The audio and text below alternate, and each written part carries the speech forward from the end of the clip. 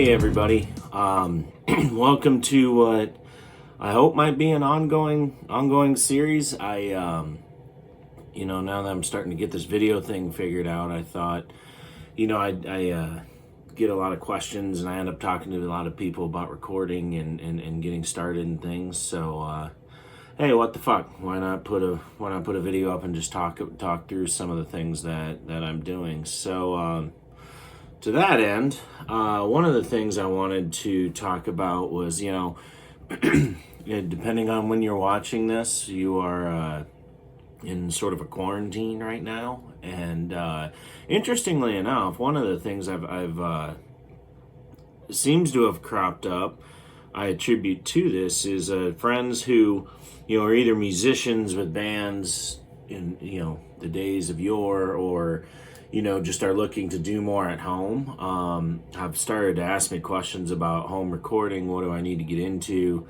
These kinds of things. Rather than, just go on and on about, how do you EQ guitars? How do you, set mix levels and all that? I thought I would just kind of I wanted to talk about some things that are just practices I've learned over the years that have helped me, and I think also ultimately serve to make better music.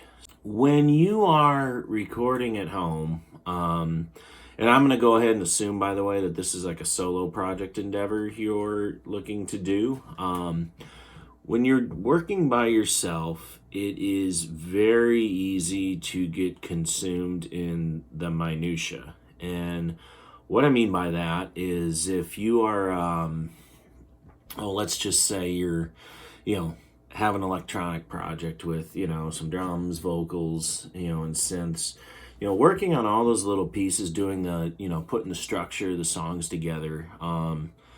It's very easy to not see the forest from the trees. And what happens is you can get so wrapped up in all the work that you put into creating a song or getting a certain sound a certain way or whatever, that you could disappear up your own ass pretty easy and ultimately put out material that, probably you end up regretting putting it out, basically, because, in the moment you get so wrapped up. So, there's two cures, I think, for that sort of scenario. One is you need to allow yourself time. And what I mean by that is, it is possible 100% to write a song and record that song and put it online and share it with all your buddies. You can do that in a weekend. On the other hand, what digital home recording affords you is the luxury of time. For those of you who have worked in proper studios know that, time's money. And, if you're hiring an engineer and, there's studio fees and things like that, you kind of, you can't fuck around, basically. Working in a home recording environment, assuming you're making everything soup to nuts yourself, time is no longer something that has monetary value associated with it. So to that end, give yourself time. If you make a track, I would say between the time you track and create a song and the time you go to mix it, my rule of thumb is 2 weeks that I give myself before I go back and try to make heads or tails of that song.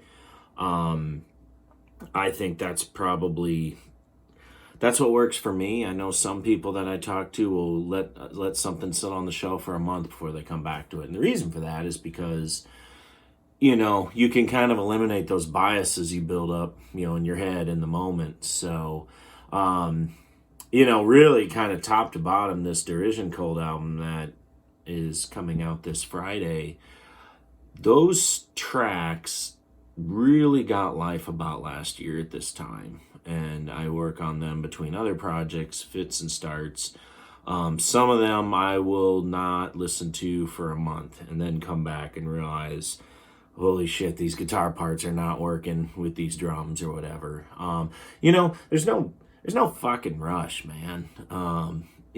Unless you are like signed to a label and you have to meet a production deadline, or you're doing contract spec work and you've got to have something delivered on a deadline. If you're just doing this as a hobbyist, I mean, why not give yourself the extra time, right? So that's a big thing that I didn't do early on that I do now, and I think it's caused my bullshit filter to get a little stronger. I think there's less things that I put out that are things that I don't listen to later on, wishing I maybe didn't share that with the world. So the other thing that I have found that is absolutely critical, develop sort of a brain trust.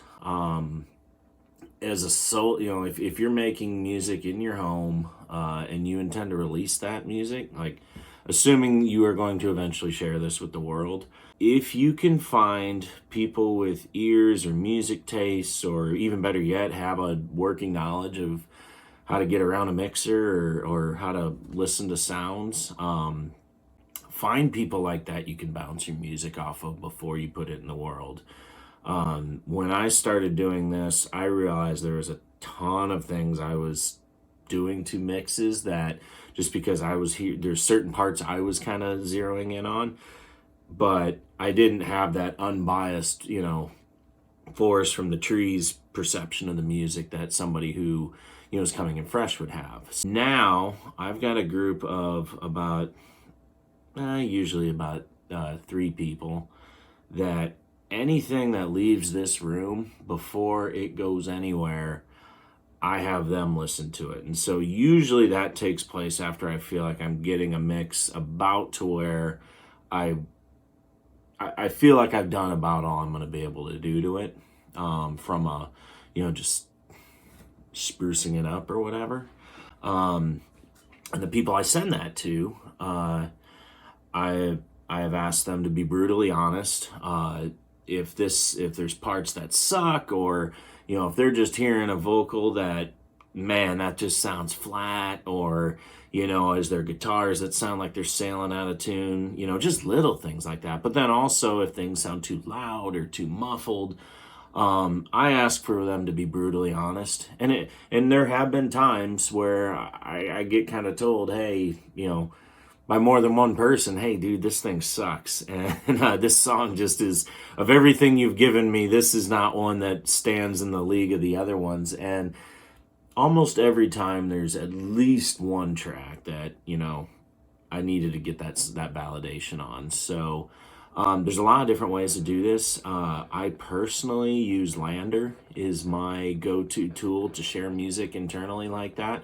There's a whole mastering component to it too, which, I'm not going to say it's necessarily the end-all be-all. There are certainly mastering engineers who can take a track and do, I don't give a shit what anyone says, can do way more with the sonics than, a fucking algorithm. So anyhow, take care. Talk to you soon.